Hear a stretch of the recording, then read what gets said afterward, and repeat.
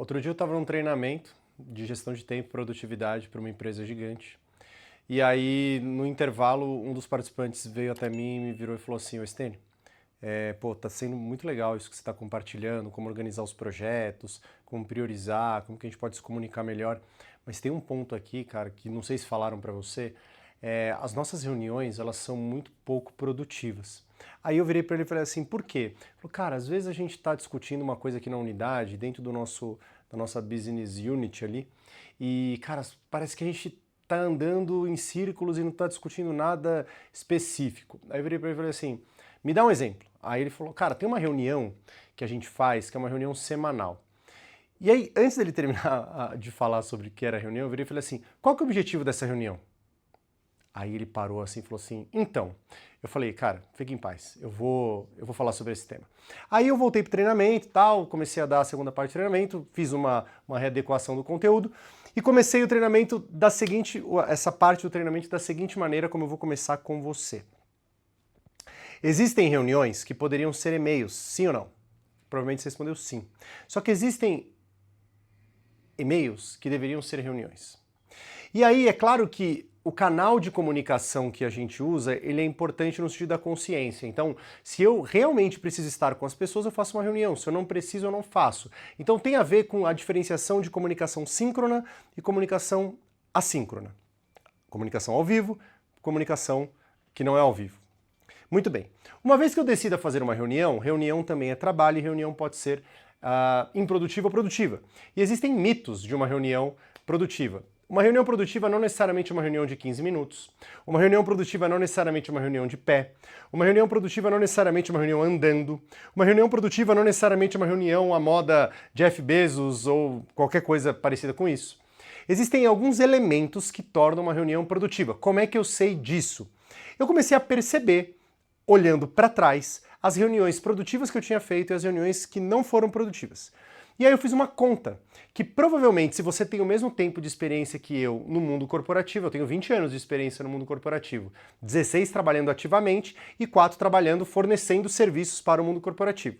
Nesses 20 anos, a conta média que eu fiz foi que, nos 20 anos, eu fiz aproximadamente 11 mil reuniões. E provavelmente você fez esse número, ou até muito mais do que eu. O que eu percebi depois de 11 mil reuniões é que existem 5 elementos que tornam uma reunião produtiva, e a falta de algum desses elementos torna a reunião improdutiva. E esses 5 elementos eu chamei de método ópera de reuniões produtivas. Se você quiser ter acesso a todos os templates de uma reunião produtiva, se você quiser ter acesso a como fazer atas boas, como planos de ação de reunião, ata não porque a inteligência artificial faz, mas planos de ação, você clica no link abaixo e acessa o meu curso Smart Meeting. Eu vou explicar para você como que funciona uma reunião produtiva na prática. 100% das reuniões produtivas, para serem produtivas, elas precisam de um primeiro elemento. Nenhum dos outros elementos acontecem se esse primeiro elemento não estiver sendo preenchido corretamente. E aqui eu quero dizer o seguinte: sempre quando a gente for olhar para esse método ópera, a gente vai olhar no sentido das reuniões que a gente convida. Existem reuniões que você é chamado, e aí eu vou fazer um paralelo sempre daquilo que você faz e depois daquilo que você recebe. Mas em ambos os casos, o controle sobre as suas ações é seu, beleza? Toda reunião, para ser produtiva, ela precisa de um objetivo. O que é o objetivo? É o resultado que nós, nessa reunião, queremos alcançar ao final dessa reunião. Uma reunião sem objetivo não é uma reunião produtiva. Por quê? Porque a gente não sabe para onde a gente está indo. E ela não vai dar condição de pensar nos próximos elementos que eu já vou te passar. Então, quando você for convocar uma reunião, você não vai mais convocar alinhamento projeto X. Cara, esse alinhamento tem como objetivo o quê? Você precisa deixar claro para as pessoas e para você o que você quer alcançar ao final da reunião.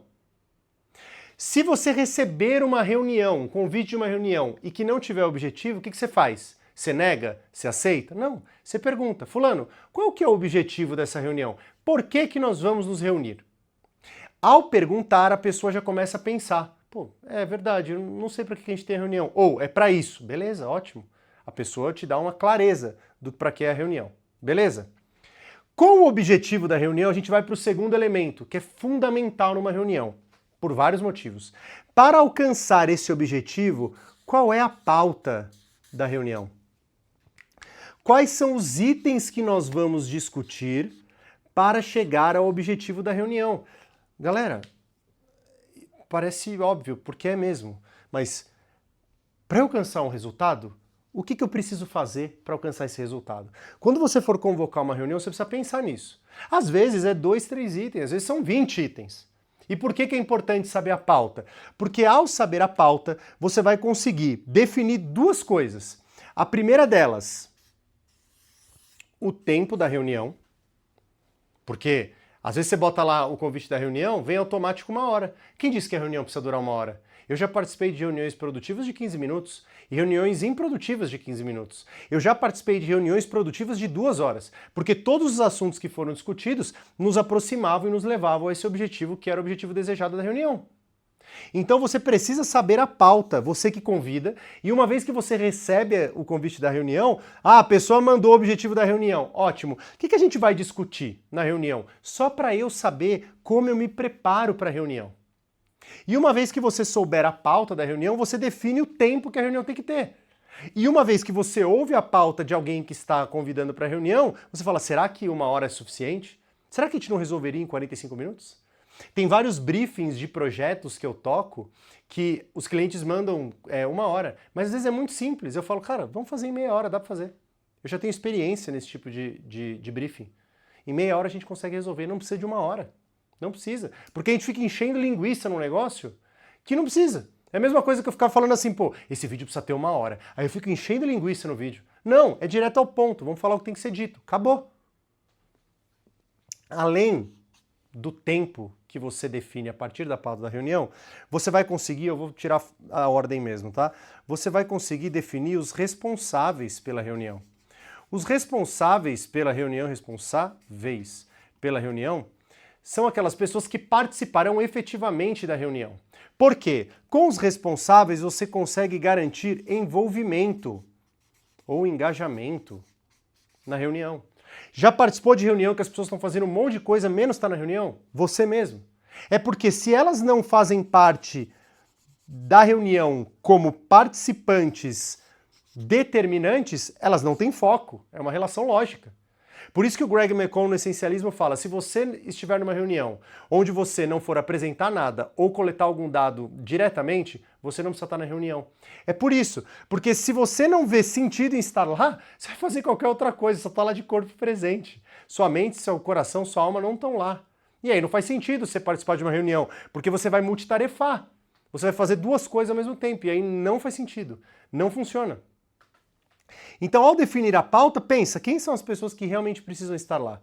Lembra, você está convidando para uma reunião. Então, para garantir o envolvimento das pessoas, que elas só estejam na reunião, seja online, seja presencial, você precisa garantir que as pessoas são exatamente aquelas que precisam estar. Recebeu o convite da reunião, tem a pauta certinho da reunião, tem o objetivo certinho da reunião, o tempo está bem adequado, mas aí você percebe que a pauta da reunião não tem a ver com você, tem a ver com alguém do seu time. Tem a ver com alguém que você, um seu par, alguém que você conhece, mas que não é você. Você pode falar, olha, de acordo com essa pauta e esse objetivo, a melhor pessoa para participar da reunião não sou eu, é fulano de tal. Manda para ele, porque ele vai conseguir, ou ela, vai conseguir dar atração melhor nesse assunto do que eu. Então reconhecer que tem coisas que você não precisa tocar. E aí você já vai eliminando uma série de reuniões aí na sua vida. E uma vez que você convoca a reunião, você necessariamente precisa dar um plano de ação à reunião, que não é a ata. Como eu disse, a ata a inteligência artificial faz. O plano de ação é definir quem faz o quê, para quando. Quem faz o quê para quando? Se você é líder da reunião, você vai definir isso por quê? Porque esse quem faz o quê para quando vai sair como tarefas de follow-up no seu backlog inteligente. Se você não sabe o que é o backlog inteligente, você acessa o link que está aqui no vídeo, você acessa o backlog inteligente, que é o sistema de organização de tarefas, projetos e prazos, que eu te ensino a organizar os seus projetos, as suas tarefas, os seus prazos dentro da minha metodologia. Em 2 horas você tem o seu sistema todo organizado. Mas o que eu quero dizer é o seguinte, quando você convoca para reunião, você como líder da reunião precisa definir, ó, então você faz isso para tal data, você faz aquilo para tal data. Vamos supor que seja todo mundo para uma data e você queira fazer isso em uma única reunião. Tá tudo bem, não tem problema. Se organiza e pum, faz. Agora, o que acontece muitas vezes é um monte de gente mandando reunião, porque é de graça mandar reunião, e sai mandando link, sai disparando link, sem consultar ninguém, sem objetivo, sem pauta, por isso não tem pessoas bem definidas e não tem envolvimento. E aí a gente não tem ação depois da reunião, e por isso que a gente faz uma reunião para falar, para marcar outra reunião, e a gente fica lotado de reunião que não tem o menor sentido. E aí a gente estampa na camisa que essa reunião poderia ser um e-mail. Quando, na verdade, a gente precisava criar reuniões mais interessantes. Vamos supor que, ou mais produtivas, no final das contas, e eficazes. Vamos supor que você recebe uma reunião, um convite de uma reunião, e você não sabe do que se trata. Primeiro, pergunta o objetivo. Depois, tá bom, qual a pauta? Tá bom, sou eu que vou participar, ótimo, eu já vou levar essas informações. Você se envolve na reunião, a reunião se torna muito mais eficaz. E você, depois da reunião, sabe o que precisa fazer.